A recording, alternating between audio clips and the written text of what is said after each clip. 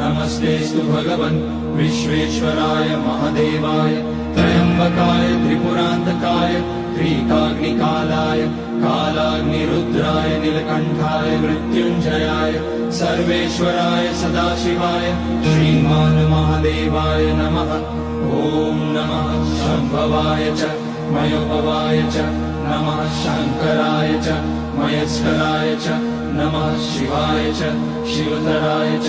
ॐ त्र्यम्बकं यजामहे सुगन्धिं पुष्टिवर्धनम् उर्वारुकमिव बन्धनान् मृत्योर्मुक्ष्यमामृतात्। नागेन्द्रहाराय त्रिलोचनाय भस्माकराय महेश्वराय नित्याय शुद्धाय दिगम्बराय तस्मै नकाराय नमः शिवाय। मन्दाकिनी सलिलचन्दन चर्चिताय नन्दीश्वर प्रमथनाथ महेश्वराय